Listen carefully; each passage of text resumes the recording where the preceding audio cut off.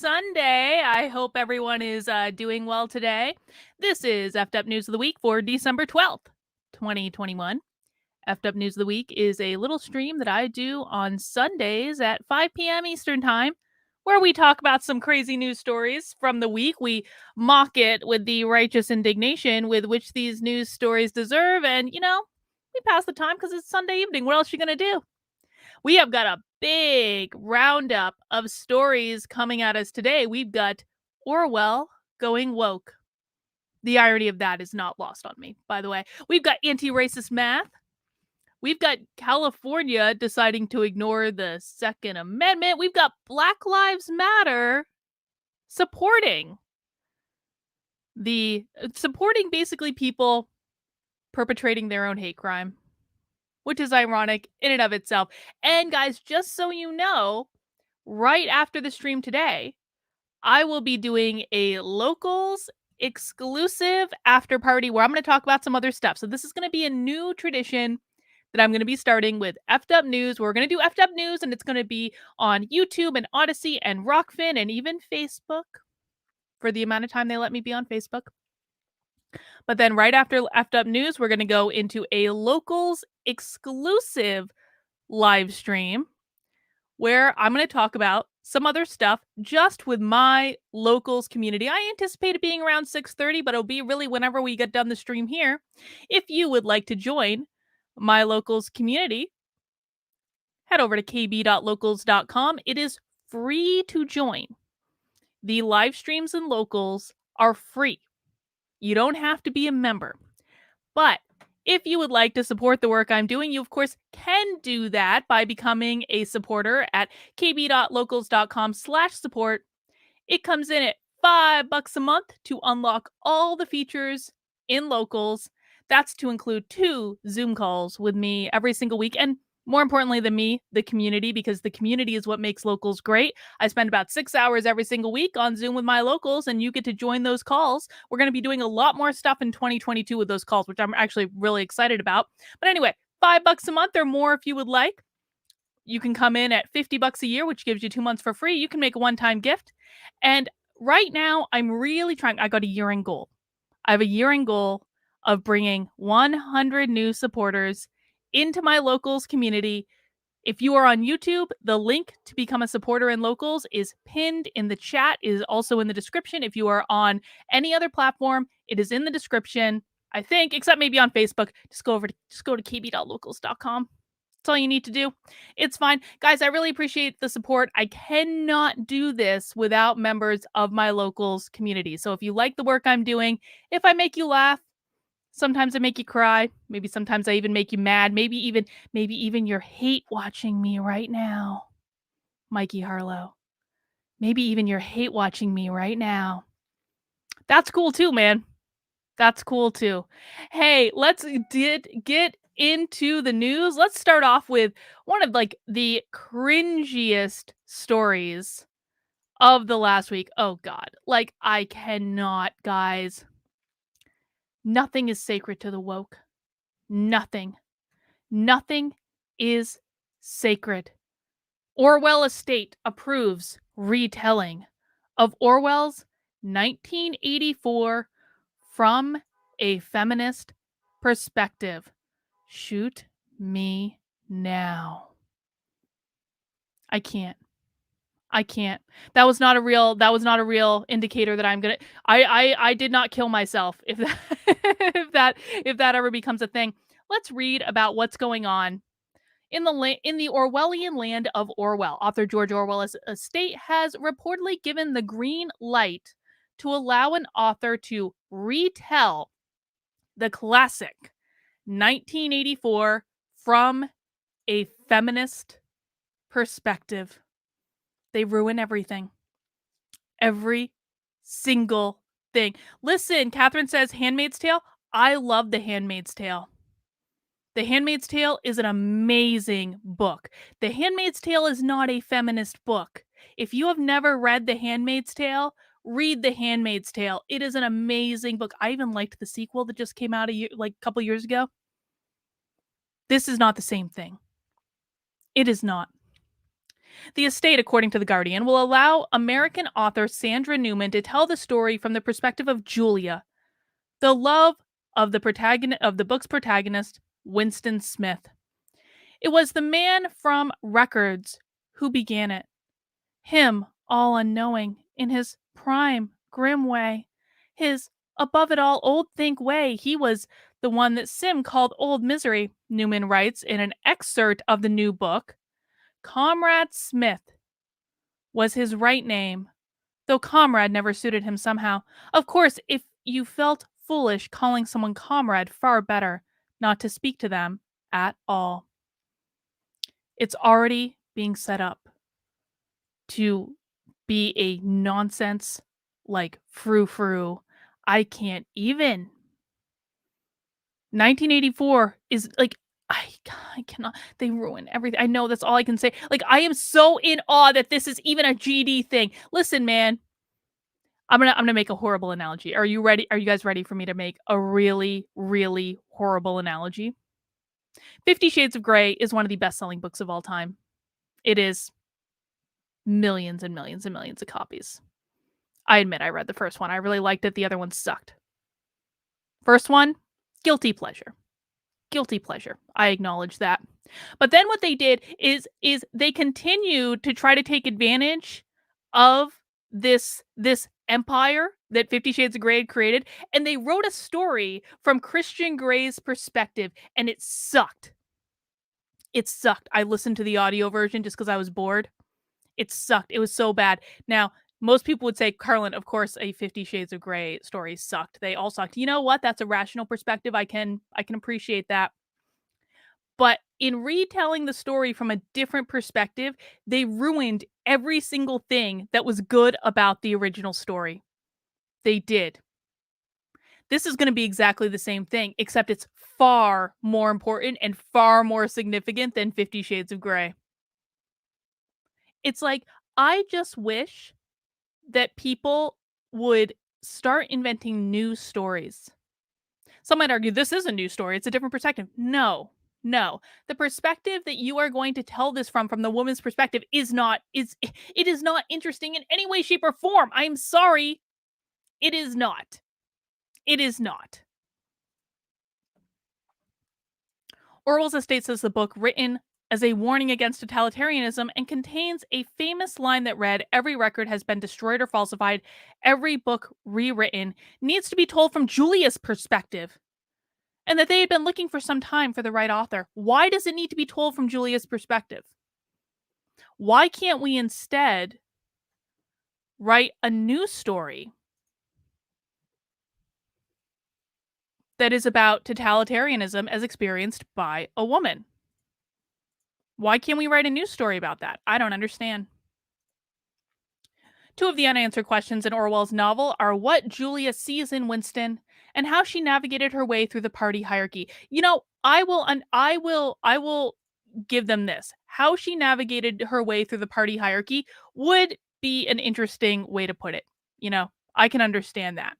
But you know that's not what this is going to be. This is going to be a love story. A tragically ended love story.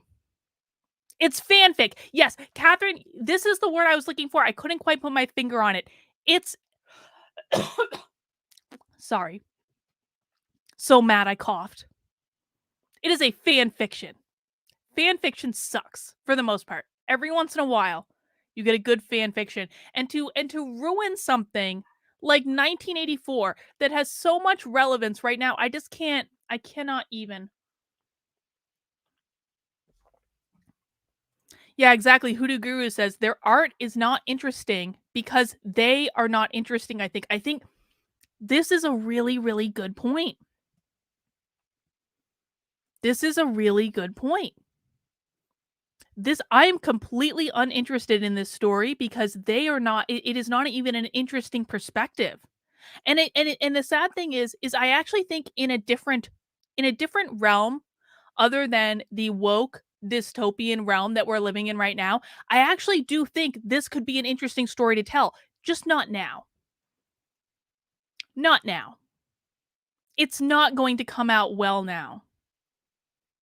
It's just not going to. You all know this. They ruin absolutely everything. The reason that they're doing this, by the way, like, here's the reason why they're really doing this.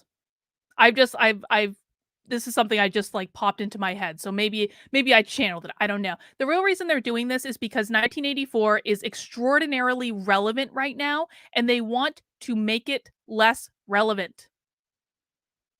The only reason to retell 1984 right now, when it is at the height of its relevance in our world, is to make it less relevant. It's to put people to sleep, to give them a new version of 1984 so that they forget about the old version, because the old version is just too relevant. If we give them something new, we can distract them. It's like the like classic, like, oh, let's set off a bunch of fireworks over here. Oh, don't look at that thing over there. Oh, look at this new bright thing over here. That's what this is. That's what this is. Sandra gets under the skin of Big Brother's world in a completely convincing way, which is both true to the original and also gives a drastically different narrative to stand alongside the original. Orwell's estate literary executor Bill Hamilton said to The Guardian, "The millions of readers who have been brought up on Orwell's 1984 will find this provocative and satisfying comparison or companion." The move to tell the story from a different angle brought criticism from many on social media, who suggested the move was exactly the kind of action the original book warned against. Yes. Yes. Now, thankfully, they're not going to be able to burn every copy of 1984 that exists, although get yourself a print copy. Don't rely on that digital version that you have. Get yourself a print copy just in case. Just in case. Just in case they go Fahrenheit 451 on our asses. Orwell estate acts Orwellian. Judicial Watch President Tom Fitton tweeted. You know what George Orwell's dystopian classic 1984 needs? Political commentator Paul Joseph Watson tweeted.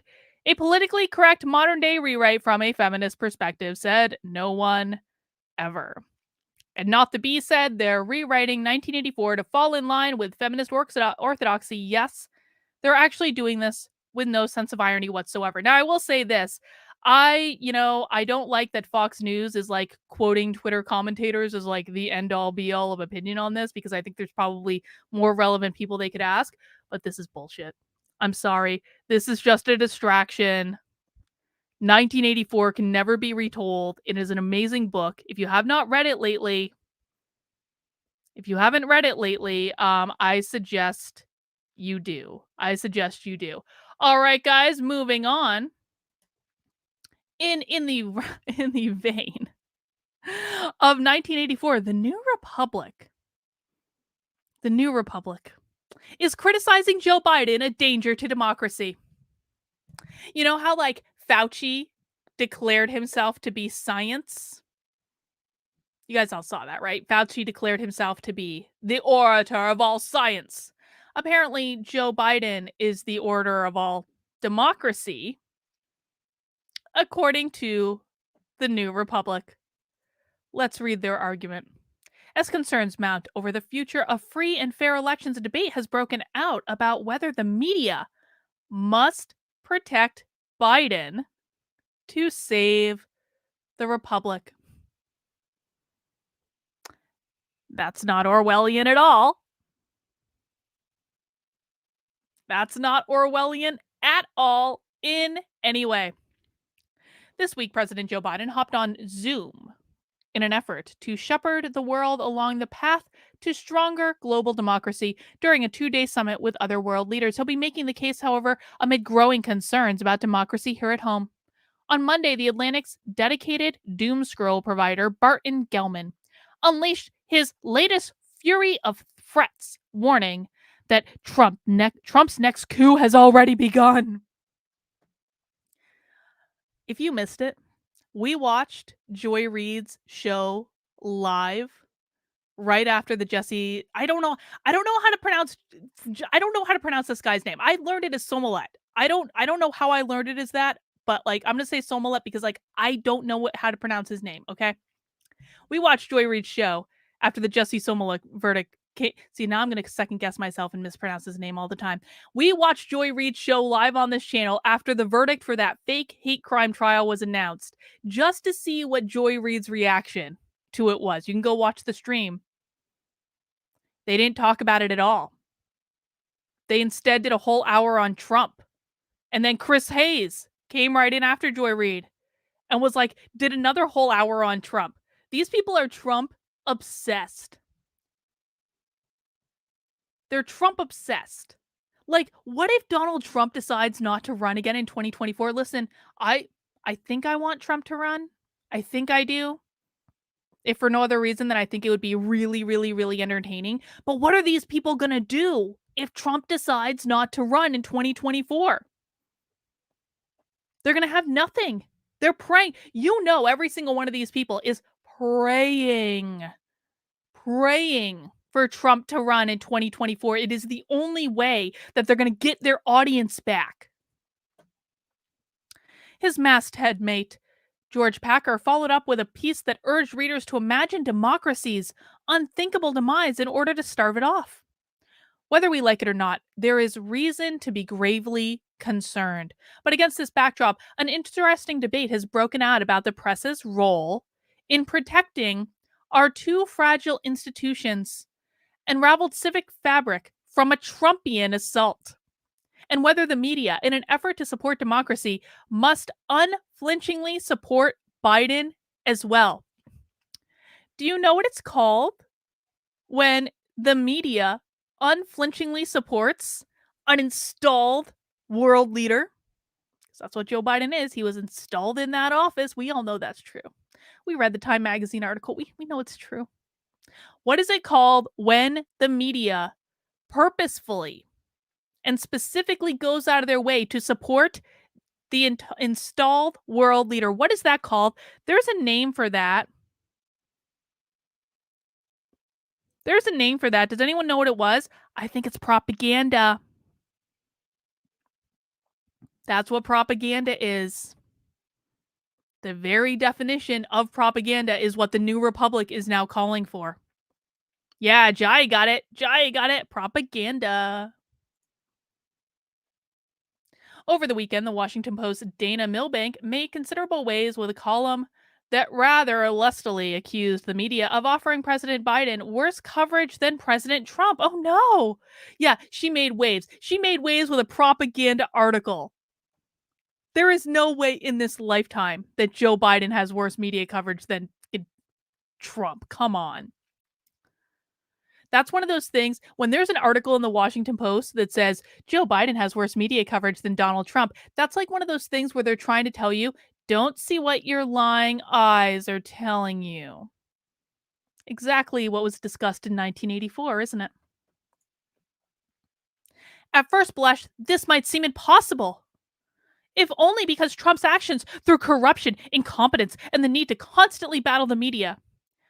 It's like they say the quiet part out loud. They're most pissed at his need to constantly battle the media and call them fake news. Made it almost impossible to cover him favorably.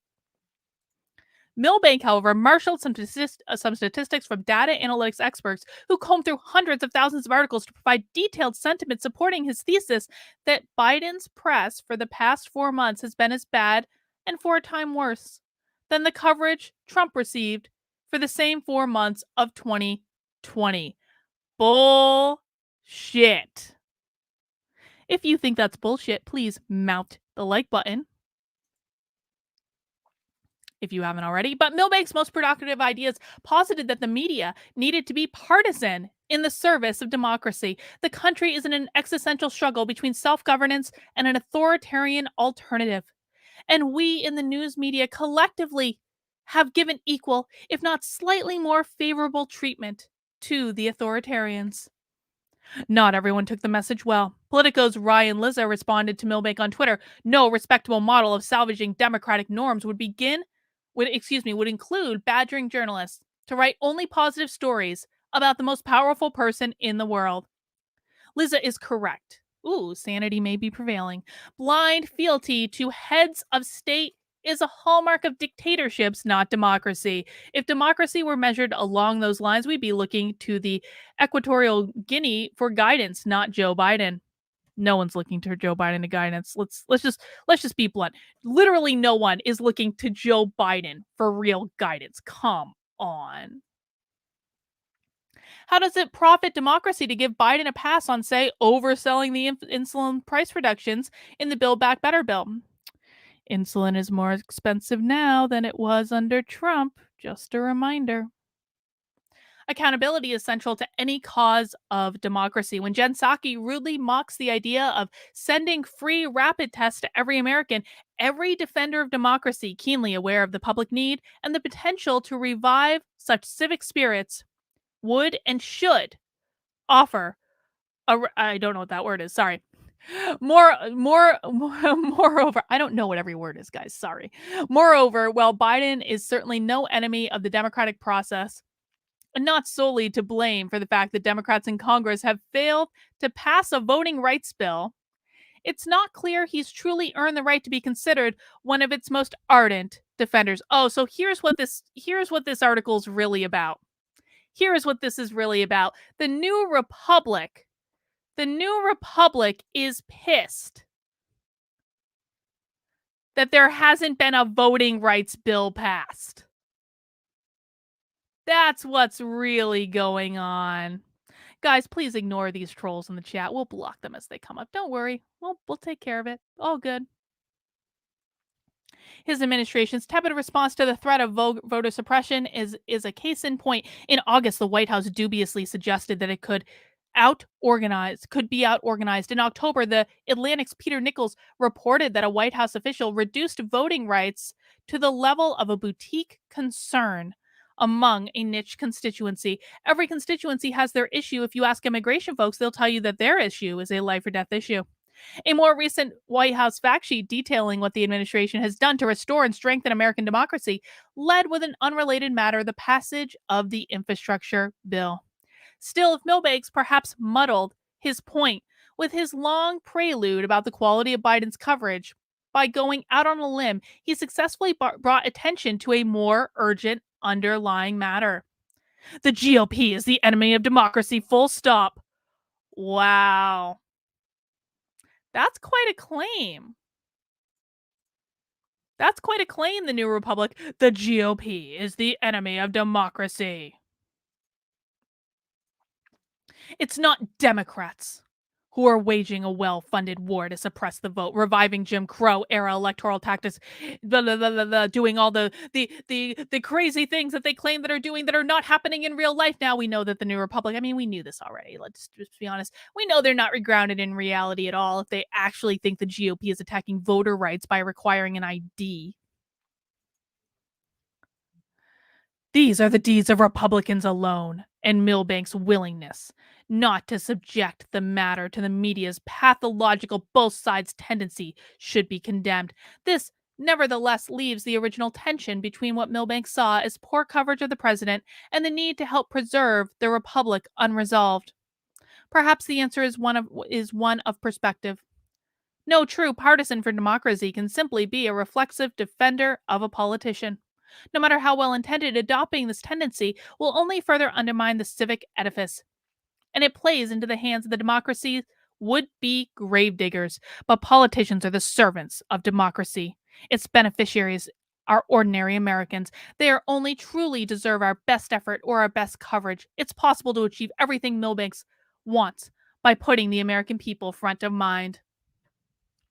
So this is them just sending a warning shot to Joe Biden saying, we're still pissed you haven't done anything about the voting rights stuff that isn't real, that we made up, that we know we're making up. But, we're going to try to use it as a weapon in our next election. So it would really help us out. This is them. Okay, you guys remember that Time Magazine article? We read it on the channel. It was a while ago. I know. It was like right after the election. There was lots of stuff going on. But it was a blatant confession about how they fortified the election. And now the New Republic is coming along with the Washington Post, demanding more fortification of the election. You want to know why? Because they think they're going to lose in 2022. And they're probably right. They are probably right. there is probably going to be a massive red wave in 2022. And I strongly believe that really one of the few things that could prevent that is if the Supreme Court repeals Roe v. Wade, which was a stupid misstep by the Republicans. I am sorry. Because you know what, when that decision is going to come out? It's going to come out in like the spring or like the early summer. It's going to come out in June at the latest. And if the Supreme Court repeals Roe v. Wade, it is going to activate the leftist base in a way that the right has never seen them activated before. And you could make the argument of like, oh, we just send stuff back to the states. It would just send stuff back to the states. That doesn't matter. If the Supreme Court actually repeals Roe v. Wade, I really do believe that the Democrats are going to use it to mobilize every single person that even thought about voting Republican for the first or maybe even the second time if they voted for them in 2020. I really, really do.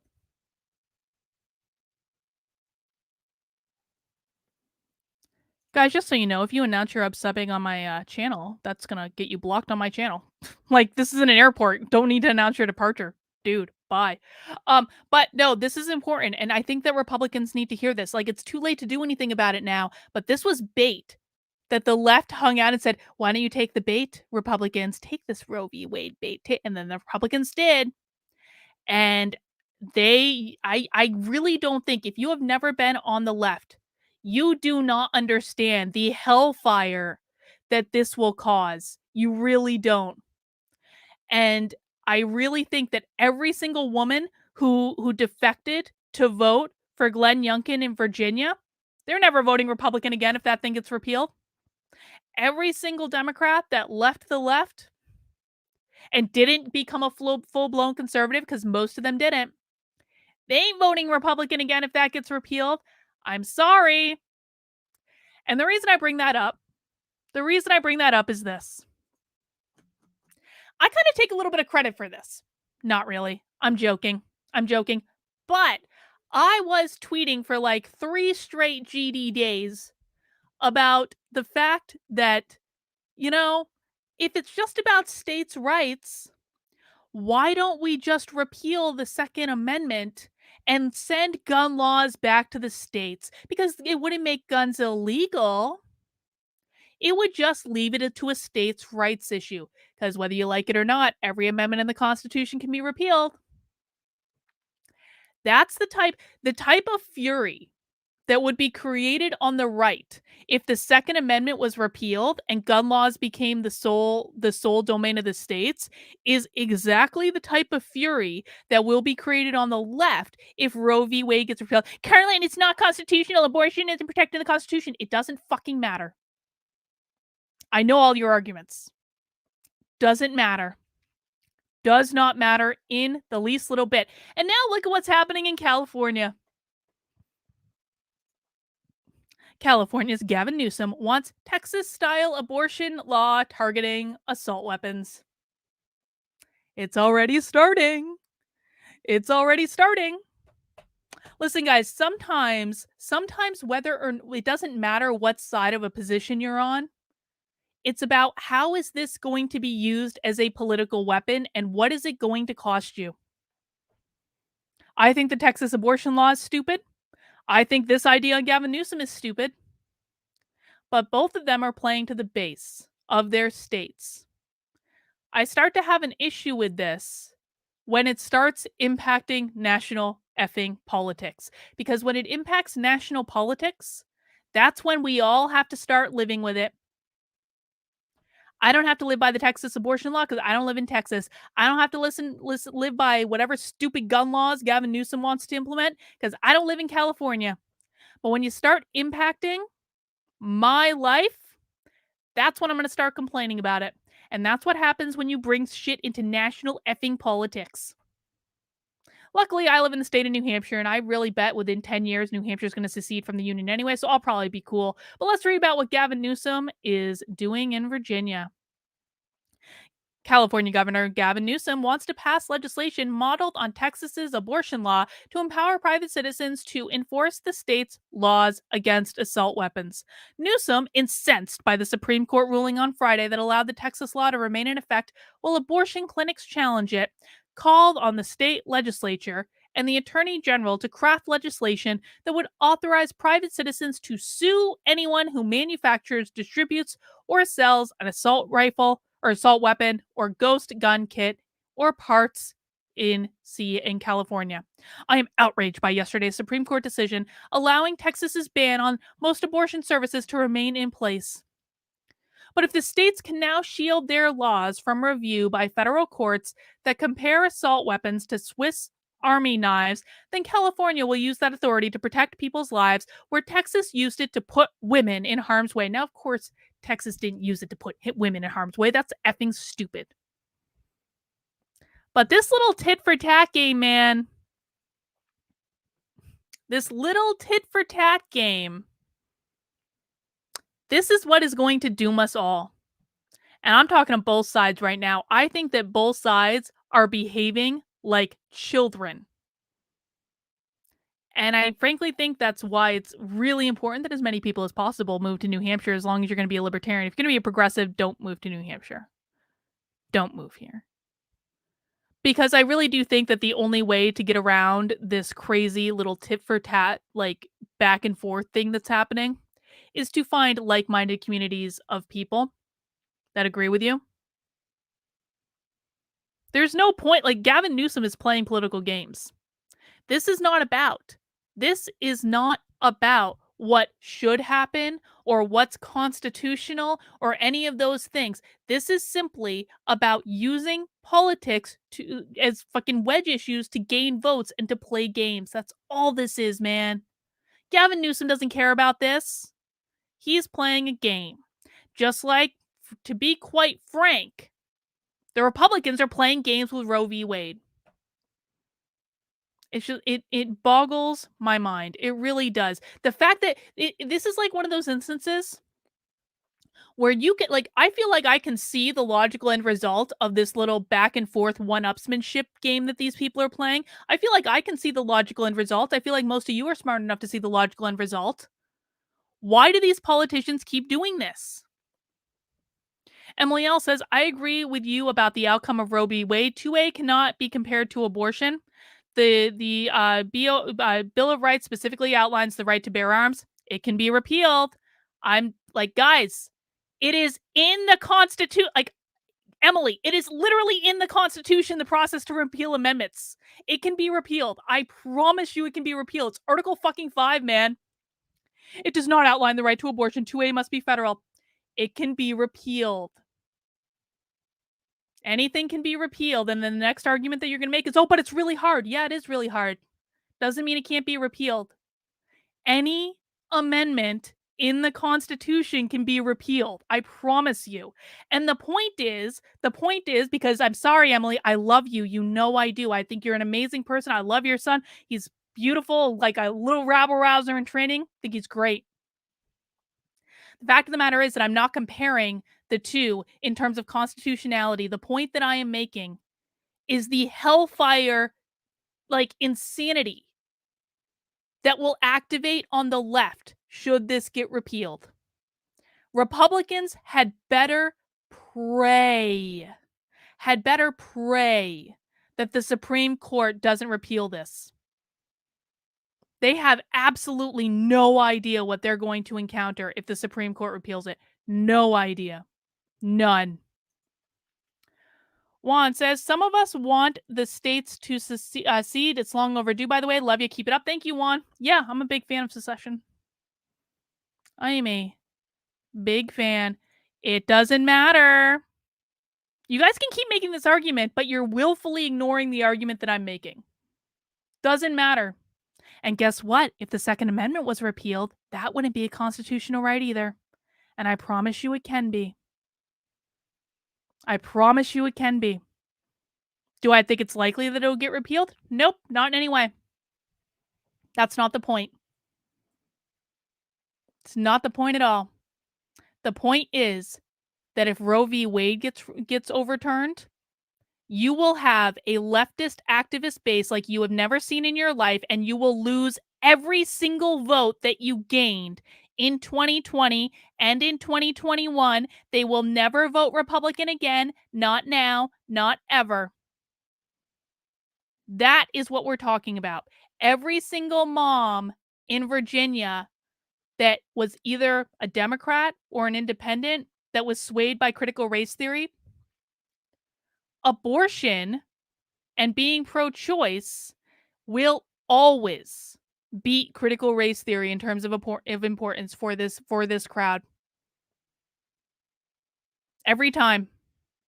It's not even close. You could say, well, critical race theory is still happening. So what? Doesn't matter. Doesn't matter. Republicans need to start thinking about this shit, man. I swear to God. Emily Atwood says it will activate everyone who is moderate. It will make me not want to vote for Republicans. I tend to sit in the middle of both parties. That is exactly right. Imagine spitting in the face of every single voter that actually, for the first time, I voted Republican for the first time ever in 2020. Imagine spitting in the face of every single person that came over to vote for you for the first time. That is what we're talking about. It's just is a shame, man. And Gavin, and this is a reflection of the fact that this is what's going to happen. It's going to be this little tit for tat back and forth. And it's like, yes, Patrice, I think this is exactly it. Republicans are too comfortable. Republicans assumed that every single person who left the left would be theirs forever. They assumed that everyone would vote for them by default. But they continue to not do anything to actually earn those votes. And in fact, they turn those votes away all the time. Turn those votes away all the time. Makes absolutely no sense. Now, I'm not suggesting, by the way, I'm not suggesting that the right is more insane than the left. I actually think the left is far more insane than the right. But I think that the right plays dumb. The right doesn't play strategically. The right thinks, oh, if Roe v. Wade gets repealed, this is just going to be a calm argument about states' rights. It is not. I promise you, it is not. Not now, not ever. It is a third rail issue. You will galvanize every single person that you could have won in 2022. And this is what worries me, man, because I actually want there to be a red wave in 2022. I want the Republicans to at least take back control of one, if not both, of the houses. And it's like, I sometimes feel, this is a true story, I sometimes feel that I want Republicans to win more than they want to win. I feel like Republicans are so used to being losers. I'm sorry, guys. They're so used to it that they don't even try to win. And in fact, not only do they not try to win, they act in ways that are absolutely counterproductive to them winning. Why do I want Republicans to win more than they do? I'm not even going to vote for them. I just don't think Republicans take their responsibility in the culture war seriously. I absolutely do not. But I do have to be upfront and say that I'm hard on the Republicans because I want them to be smarter. And I want them to actually do things that are going to facilitate them winning. Because if they don't, this is the kind of shit that we have to deal with. Every single time the right does not take their responsibility in the culture war seriously, we have to deal with more nonsense like this. And that pisses me off. We all suffer because the right doesn't take their responsibility seriously and actively undermines their ability to win. If the right wins in 2022, it will be a blessing, but it will also be a complete effing accident. It will. So what am I talking about? Well, Black Lives Matter released a statement on the trial of Jussie Smollett. Now, they released this before he was found guilty of 5 out of the 6 charges of staging his own hate crime. But the trial is not what I want to talk about. The trial is not what I want to talk about. I want to talk about this statement from Black Lives Matter because you would think that if Matter really thought that Black Lives mattered, that they wouldn't necessarily be in favor of someone staging their own hate crime. They wouldn't necessarily be in favor of that because if someone stages their own hate crime and then gets caught in a massive media barrage staging their own hate crime, that would actually make it harder for real victims of real hate crimes in the future to prosecute the perpetrators of those hate crimes. So you would think that Black Lives Matter of all organizations would, not be too keen on someone staging their own hate crime. But let's read the statement that they put out. As abolitionists, we approach situations of injustice with love and align ourselves with our community because we got us. So let's be clear. We love everybody in our community. It's not about a trial or a verdict decided in a white supremacist charade. It's about how we treat our community when corrupt systems are working to devalue their lives. I'm sorry. Was it the system that forced this guy, whose name I still can't pronounce, to stage his own hate crime? Was it the system that forced him to do that? Or was it, you know what? Actually, this whole thing is the result of the woke, if we're honest about it. He thought that his career would get a little boost if he staged a hate crime and got all sorts of virtue points and sympathy and all that. Let's just be honest about why this happened. That's what it was. But we're more mad at a white supremacist system than the guy who actually staged his own hate crime? Okay. Seems real. Seems legit. In an abolitionist society, this trial would not be taking place. And our communities would not have to fight and suffer to prove our worth. Instead, we find ourselves once again being forced to put our lives and our value in the hands of judges and juries operating in a system that is designed to oppress us while continuing to face a corrupt and violent police department, which has proven time and time again to have no respect for our lives. In our commitment to abolition, we can never believe police, especially the Chicago Police Department, over a black man who has been courageously present, visible, and vocal in the struggle for black freedom. While policing at large is an irredeemable institution, the Chicago Police Department is notorious for its long and deep history of corruption, racism, and brutality. I don't have any love lost for any police department really, but isn't the Chicago Police Department led by a black man? Am I wrong? Pretty sure I'm not wrong.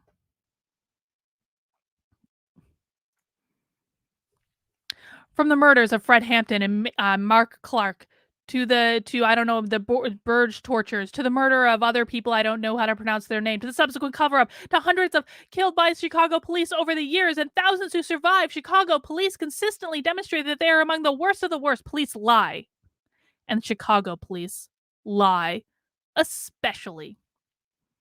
Black Lives Matter will continue to work towards abolition of the police and every unjust system. We will continue to love and protect one another and wrap our arms around those who do the work to usher in black freedom and by extension freedom for everyone else.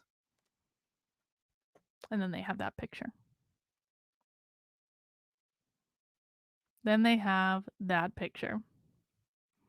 So yeah, I will fully acknowledge that the left is way more insane since they apparently are supportive of him staging his own flipping hate crime. But that doesn't mean the right doesn't have responsibility in this to fight back more strategically than they're fighting back, which is the point. And until Republicans figure this out, man, I just don't know what to say. But there is some good news. Check this out. Good news. Critical race theory overtakes Black Lives Matter on Google searches. Chris Rufo might say that this is how we know we're winning. He might say that this is how we know we're making progress because people are searching for critical race theory more than they're searching for Black Lives Matter. Let's look. The share of Google searches about Black Lives Matter spiked shortly after Axios launched its Hard Truth series, but those have been overtaken by searches about critical race theory in recent months. Why it matters. The search trend provides a window into how the national conversation about racial justice has shifted over the course of the series. A national awakening over systemic racism in the aftermath of George Floyd's death gave way to a backlash, with many Republicans criticizing or attempting to ban ways of teaching about racism in the classroom. Well, how can you ban it if it's not taught in the classroom? You keep telling us that it's not taught in the classroom. So how can you ban it?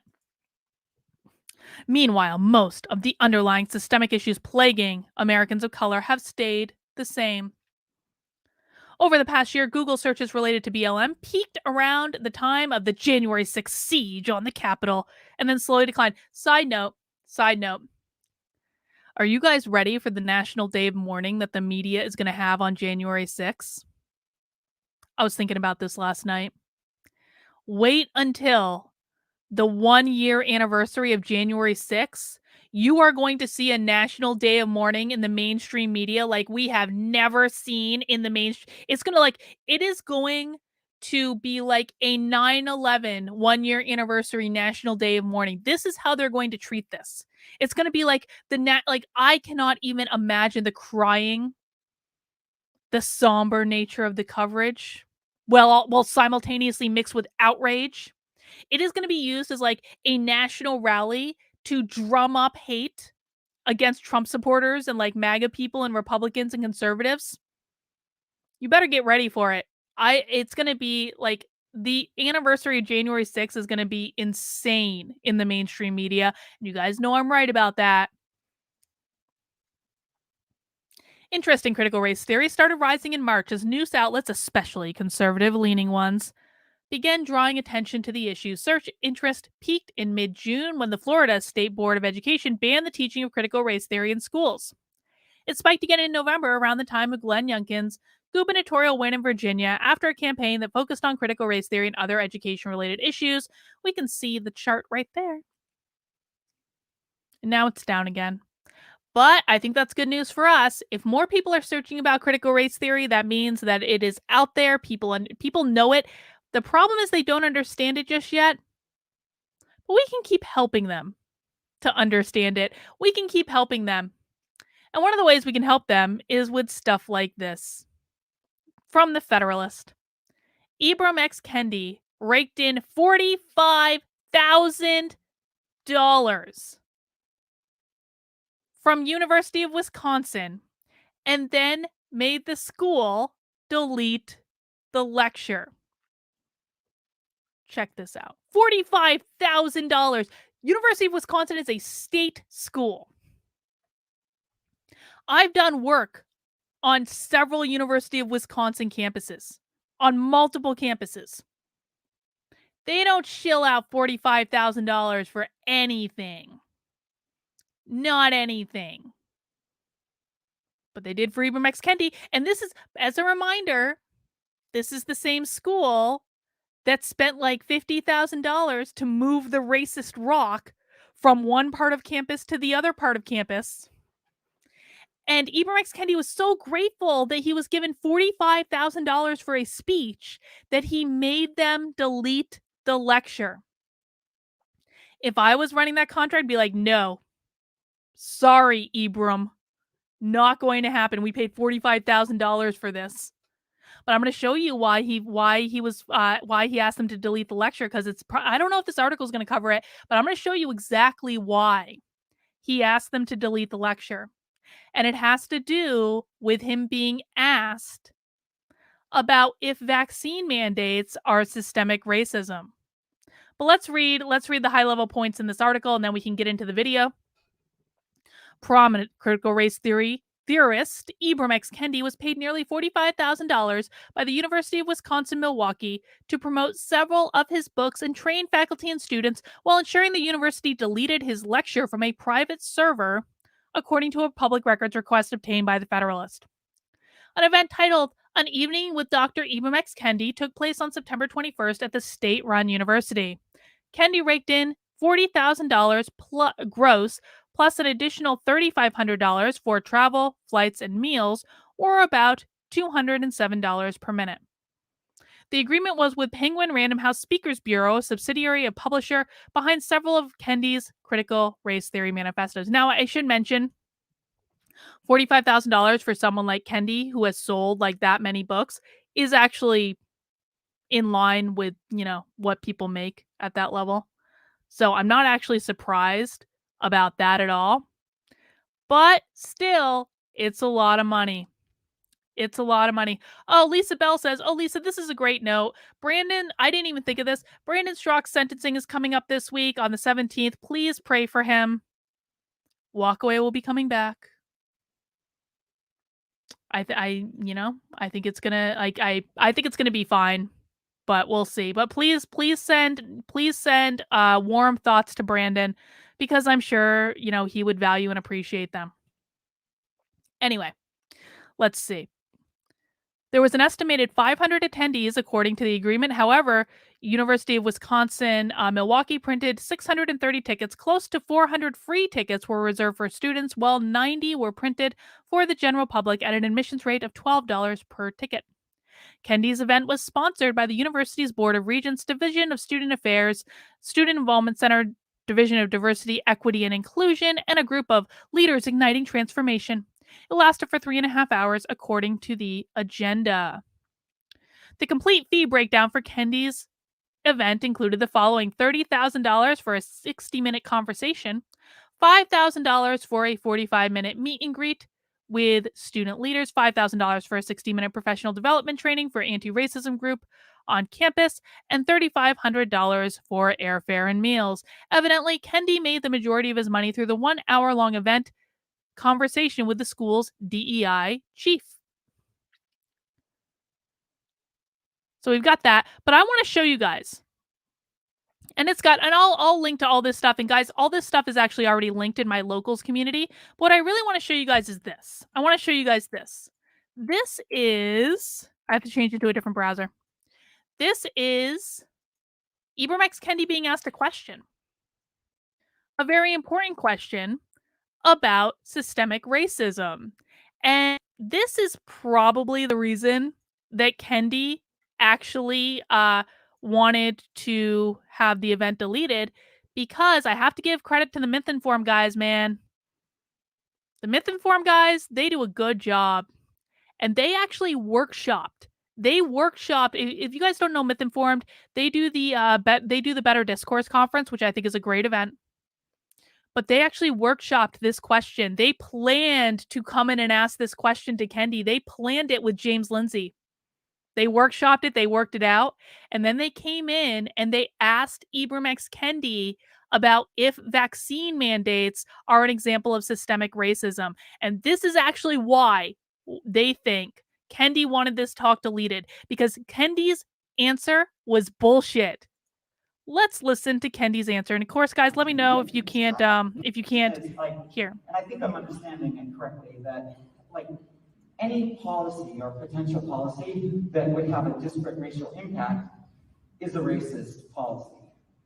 So if that's correct, then would vaccine mandates that disproportionately affect people of color, would that be a racist policy?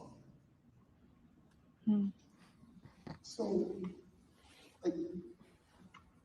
there's two different sort of measures currently. One measure finds that white Americans are most likely to be resistant to getting the vaccine.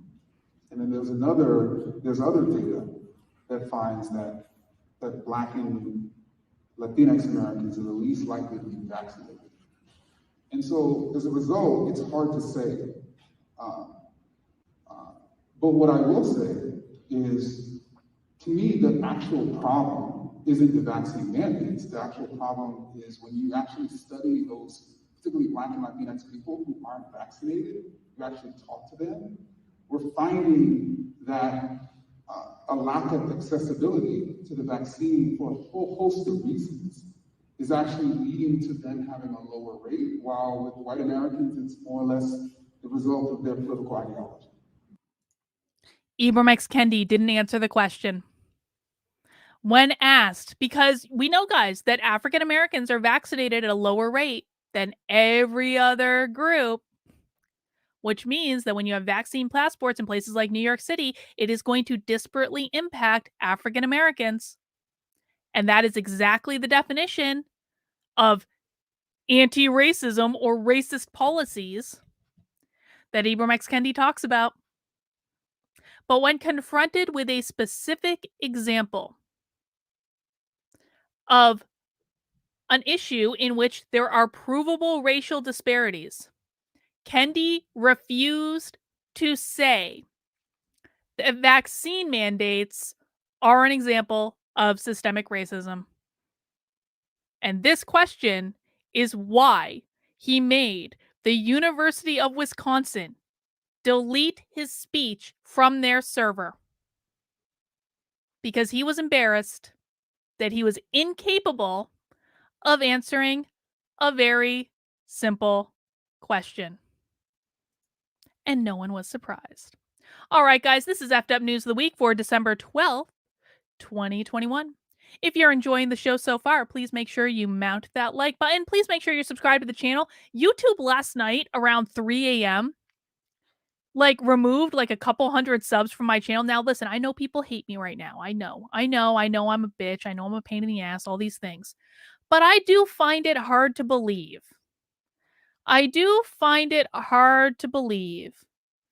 That a couple hundred people woke up at 3 a.m. on a Saturday night and said, I hate Carlin so much that I have to unsubscribe from her channel right now. I mean, maybe in a land of leftist fairies and unicorns and bog gender people and all this stuff, maybe that happened. I don't know. But the fact of the matter is that YouTube actually does this to me every single night almost. Usually it's not a couple hundred, it's smaller batches than that. And so if you want to be subscribed to my channel, please make sure you are. I post content almost every single day of the week, except I do take Saturdays off. But just assume that if it's not Saturday, then I'm probably posting content about something. Oh yes, there was this video. This video, and I'm not going to address this video in any way other than this, is Mikey Harlow lying about me for however long he lied about me and taking stuff out of context and all this stuff. I might address it in my locals, but the fact of the matter is that Mikey Harlow doesn't really have that much audience overlap with me, except for the people that I sent to his channel. I don't know. So I don't think it was that, because again, it all happened around 3 a.m. But guys, if you want to watch that video, you can. I'm not going to watch it because I don't particularly care to waste my time watching people lie about me. But hey, whatevs. Oh yes, Hallie, it is, sir. I've heard about it. I've heard that he revealed text messages that we had out of and he took stuff out of context. And by the way, guys, pro tip, if someone ever releases private text messages in order to make someone else look bad, that person's probably not a good, well-adjusted person. I can release private text messages too. I'm not going to release private text messages because I'm not an awful, ridiculous, jealous person. But let's move on. We got some other stuff. Did you guys see this? Check this out. This tweet was deleted, but this tweet is effing amazing. The teachers union in Massachusetts tweeted out a tweet about being underpaid, and they spelled underpaid incorrectly. Now, I happen to have this screenshot of it. This tweet has since been deleted. I just have this screenshot because Randy Weingarten retweeted it, and then I was like, does Randy Weingarten know how to spell underpaid? But this is amazing. Like, look at this. No amount of self-care articles or therapy sessions can replace being fairly paid for your labor. Therapy doesn't solve being overworked and underpaid. Underpaid is spelled, just as a reminder. Underpaid is spelled UNDERPAID, not PAYED. These are the teachers that are teaching your children. These are the people who are teaching your children. Right here. Right here. And it's not just in history or in English or in anything else. They're coming for math. Now, we've discussed anti-racist math on this channel. Many of you might know there was a clip of me cut out of context at the beginning of the year and circulated around to make it look like I support anti-racist math. I don't know how many of you saw that clip. It was when I was on Fox when I broke the Coke Be Less White story. And then conservatives clipped me out of context to make me look ridiculous. But I actually am opposed to anti-racist math. We actually spent time reading an entire anti-racist math teacher training manual on this channel. The stream is in my channel somewhere. You can go search for it. If you really want to experience the pain of understanding what anti-racist math is, you can go search for it. I'm not going to subject anyone to that. But check this out. Anti-racist math is a thing that is making the rounds. This was in the Washington Post. Racism in our curriculum isn't limited to history. It's in math, too. Virginia's 2021 gubernatorial race revealed that the education wars will play a major role in politics for the foreseeable future. Debates over how history gets taught in schools and universities are increasingly framed in relation to critical race theory, a term that has been used to mean almost anything. Yeah, I don't agree with branding everything as critical race theory. You guys know this. If you've been on my channel, you guys know that I do not agree with the strategy of branding everything under the sun as critical race theory. I think it's problematic on several levels, but let's overlook that for right this second. However, the conversations are difficult, even in subjects such as math, which is perceived incorrectly as a neutral space outside the reach of structural racism and national histories. This is where we learn that critical race theorists are so racist that they don't believe that Black people can learn math. The tensions became clear when teaching RSA encryption, the algorithm that runs on your phone to prevent hackers from stealing your credit card number. Learning about RSA encryption is usually preceded by lessons on other things I don't understand. The juxtaposition is jarring. The Greek scholar gets his name from this algorithm. What the hell is this? Are we making the argument that high school or even middle school or even maybe elementary school students are having to learn advanced algorithms? Okay. His name got attached to this algorithm while a Chinese scholar's identity is, oh, I see what's going on. Okay, they're saying that a Greek guy's name got attached to an algorithm and the Chinese guy's name was overlooked. Oh, isn't that funny? Because I thought Asians were considered white. We'll talk more about that in a second. The juxtaposition is jarring. The Greek scholar gets his name attached to the algorithm while the Chinese scholar's identity is erased, his work reduced to his nationality. This dichotomy reveals the racial assumptions hidden in seemingly apolitical subjects and how the bias of the past are embedded in the present.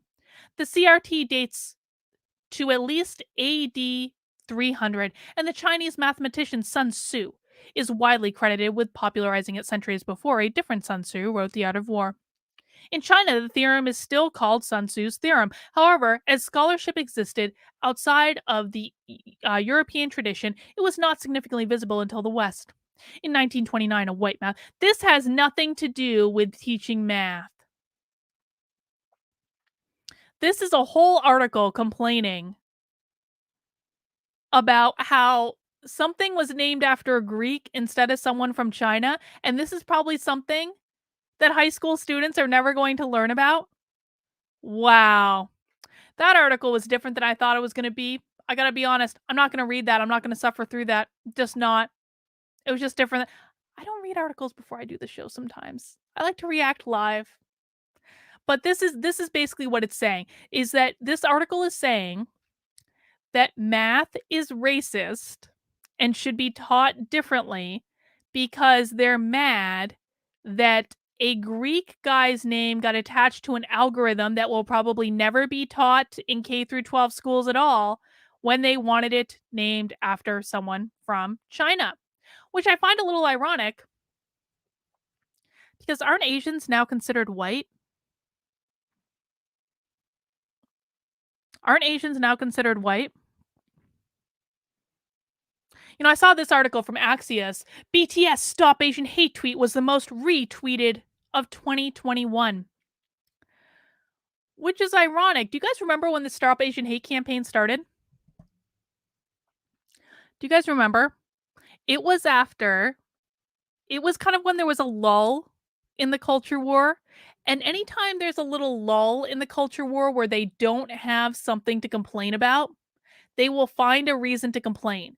And then, sadly and tragically, there was a mass murder in Georgia. An insane guy with a sex addiction went and shot up a whole bunch of massage parlors. And it happened to be that many of the people who were hurt or killed in that were Asian because they're massage parlors. I don't make the rules. And so after that, they declared that Asian hate crimes were on the rise, which is true, but they never mentioned that the number one perpetrator of crimes against Asian people are what? African Americans.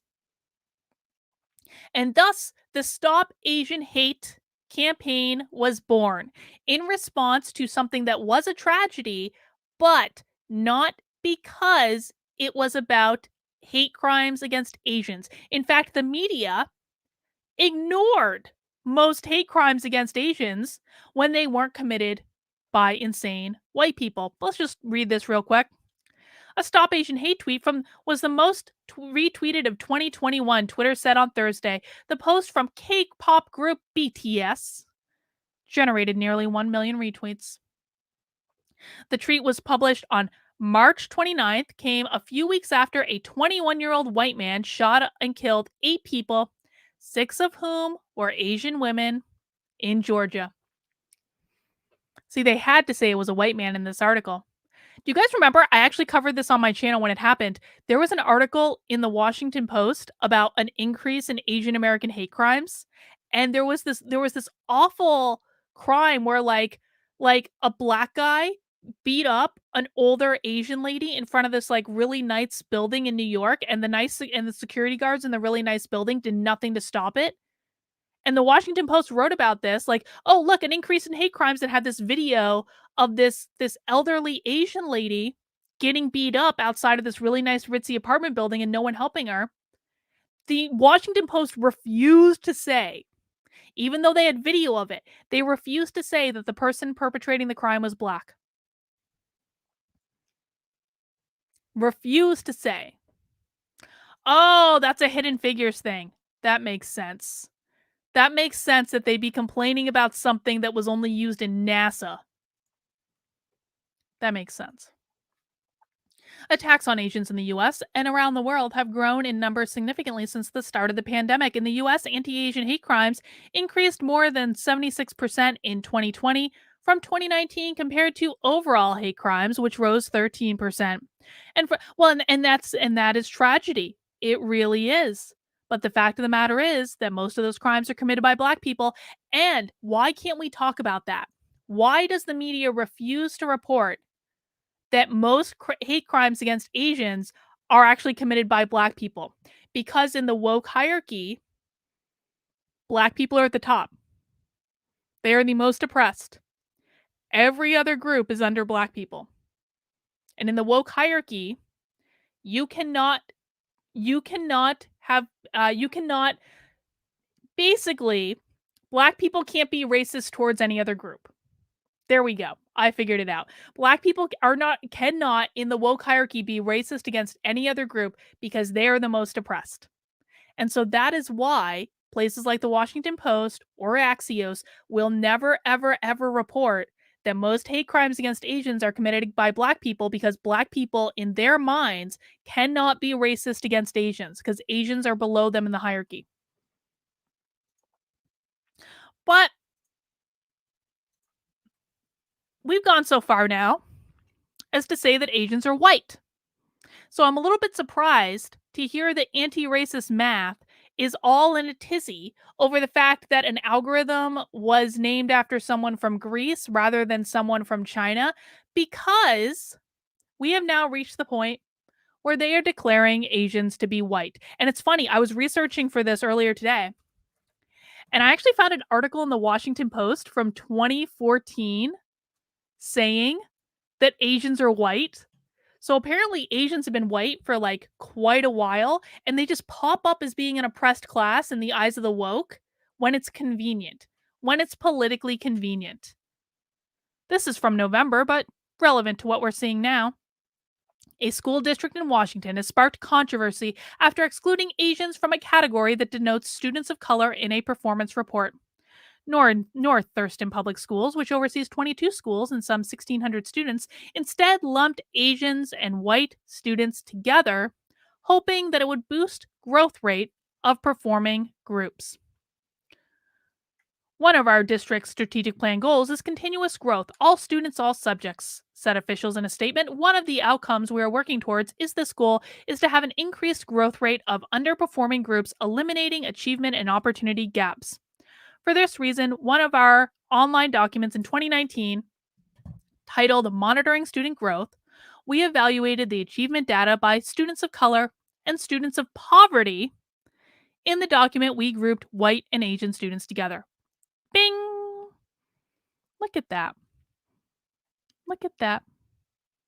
Asians aren't even white anymore. Well, guys, we got a few things left to talk about today. Just a couple. We're going to move into our good segment now because I do always like to end effed up news on a happy note rather than a sad note. But as a reminder, I will be going live in my locals community at Bing, kb.locals.com. It's also in the ticker down below.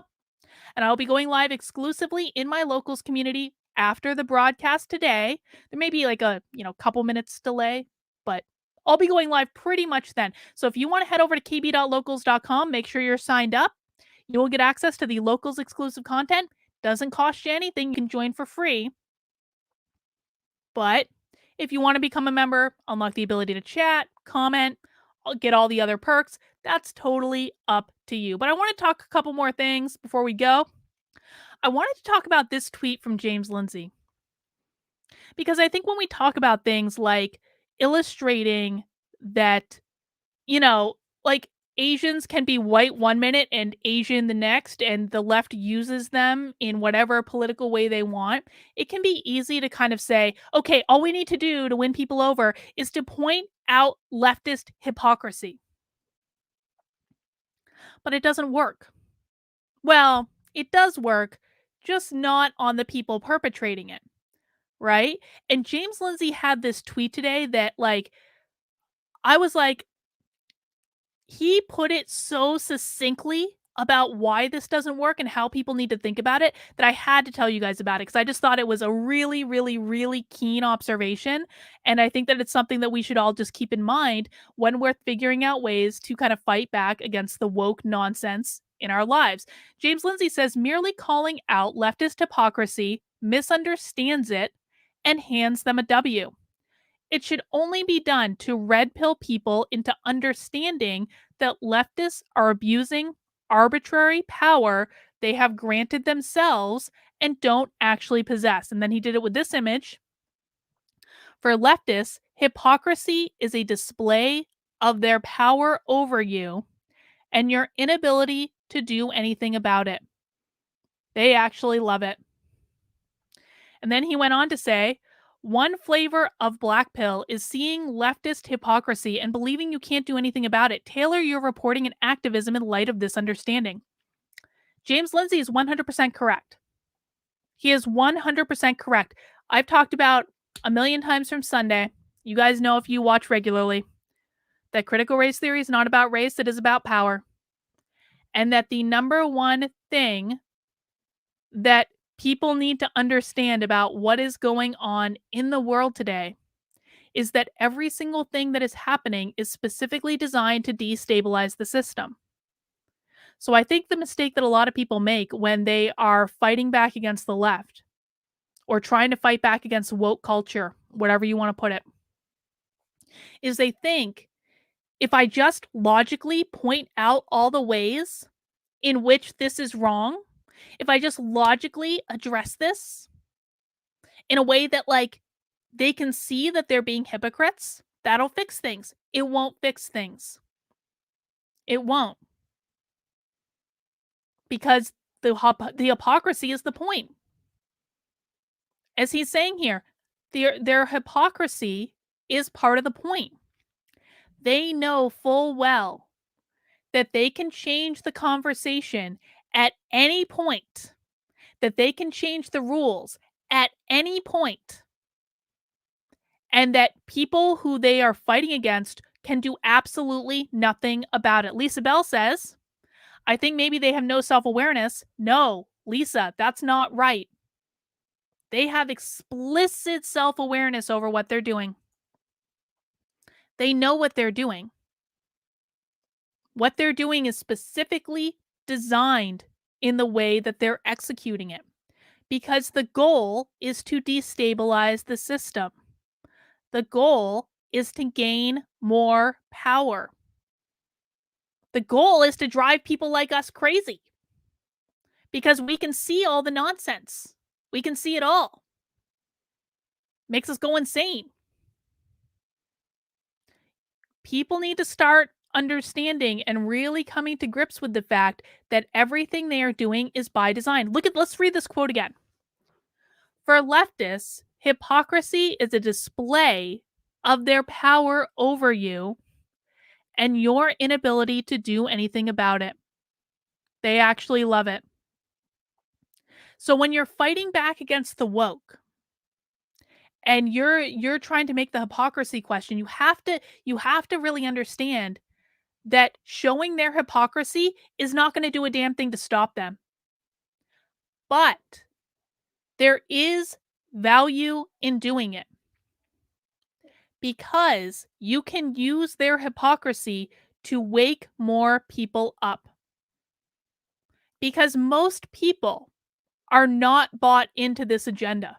I know it seems like a lot of people are, but really the percentage of true believers, of aware bad actors, is very small. Something like maybe 12, maybe 15%, which is a formidable amount. It actually doesn't take that many people involved to lead to culture revolution. It doesn't. But what you really need to know is that showing their hypocrisy is not going to work to change their mind, but it can be used to wake people up. People who are in the middle, independents, people who don't like what's going on, but they don't understand it. Guys, there are still so many people who don't understand what's going on. I know sometimes it can be easy to forget that because a lot of you're in this all day, every day. You read the news consciously. You know what's going on. You watch channels like mine. You listen to this. You listen to people like James Lindsay. You know what's going on. Just because you know what's going on, you are in the minority. There are still a lot of people out there who do not know what's going on.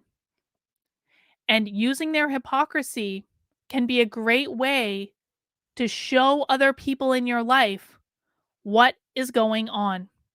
And James Lindsay also tweeted this, and I just thought that this was like the best. I know, I'm a James Lindsay fangirl. I know. He just tweets so many good things. But I really think that this is one of the very best ways we can fight back against the woke. And this is what we're going to be talking about in my locals community right after this stream.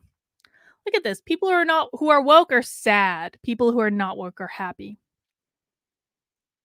You know, one of my regular viewers, Naruto, he keeps posting this GIF on Twitter that says, joy is a form of resistance.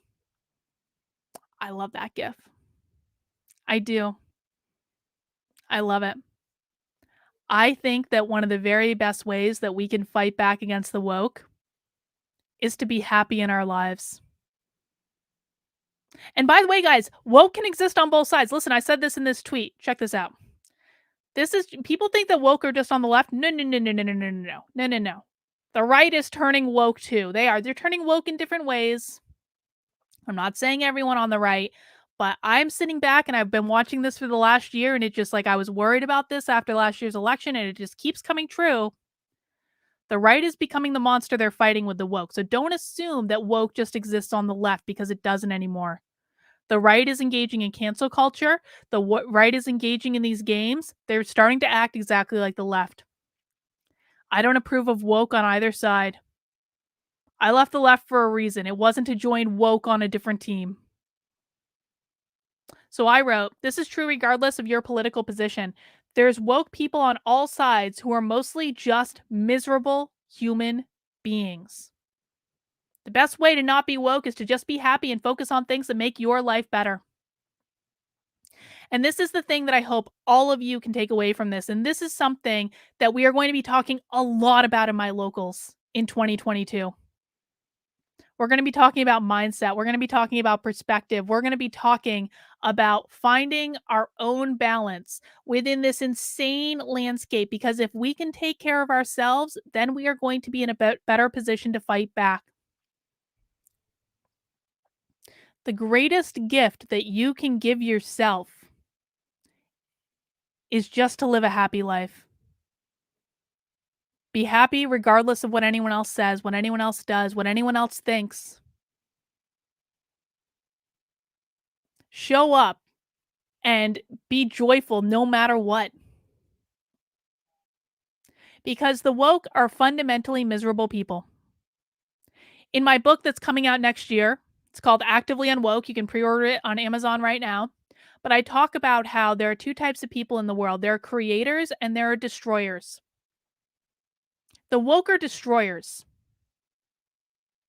People who are not woke are creators. Creators give something of value to the world. Creators see all the possibility that exists in this life. Creators show up with a positive attitude. And because creators give value to the world, they get value in return. Destroyers are people who have such low self-worth that they do not believe that they can create anything of value in the world. And that's a sad and tragic thing. But how destroyers handle it is they try to rip down the good work of others. That's what the woke do, isn't it? Isn't that what cancel culture is?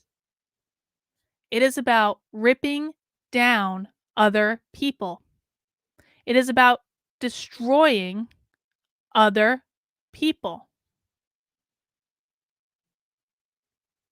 That's what it is.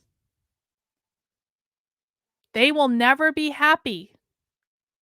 They are seeking happiness in a place where they will never find it. They are seeking happiness in pulling down other people. Nothing will ever be good enough. No amount of blood will ever be good enough. And so the very best thing you can do if you want to fight back against the woke is to not be like them. Is to go out of your way to find joy in your life. Go out of your way to do things that make you happy, regardless of what anyone else says about it. Listen, this week I got canceled for having a spiritual belief. I got canceled for having a spiritual belief. Something that no one can prove true or false. Something that is not forced on anyone else. You don't have to believe it if you don't want to. And they still couldn't handle it. And so they smeared me all over the internet. But you know what? I don't have to allow them to take my joy away. I don't have to allow them to take my beliefs, which mean a lot to me, away. I don't have to give into that at all. And neither do you. You are under no obligation to put up with a negative person's bullshit. You are under no obligation to buy in to any version of yourself and your identity that someone else tries to sell you. Never allow these people to take your joy away. The minute that you allow them to take your joy away, they win. And then you look like them. And then you just spend your life being miserable and trying to destroy other people. And maybe you've engaged in some of it. Listen, I know it's easy to get caught up in a little mob of people. I understand it. It can be easy, right? But even if you've done that in the past, every single moment of every single day is a chance to make a different decision about the person that you want to be and what you want to contribute to the world. Every single moment of every single day is a person to make a different, or is a moment to make a different decision. If you don't like the way things are going, make a different decision and be honest with yourself. Listen, man, if the woke were honest with themselves about how miserable they are, they would then be open to being able to make a different decision. The problem is that most of them are not honest with themselves about how miserable they are and how much they hate themselves. And that is a sad thing. It is a sad thing. So, what I want you to leave you guys with today is that it is okay to love yourself. It is okay to love your life. It is okay to find joy. And that is something that we will be talking about in my locals community. We'll be talking about it in about 5 minutes. I will be going live in my locals community. If you want to get in on that action, beep. Hang on. Let me make it bigger. Beep. Join us at kb.locals.com.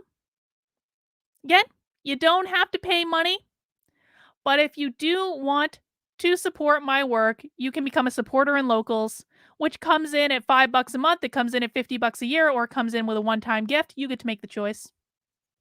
But you don't have to be a supporter to watch the live streams, okay? So I would love you guys to join me in locals. We'll be talking about self-worth. I will take your questions if you like. I'll answer any questions. I will answer any questions that anyone asks in locals. But I will see some of you there. And that's all we have for this week, guys. Thank you for spending some time. I will be back next Sunday at 5 p.m. Same time, same place. All right, guys. Take care. We'll see you soon.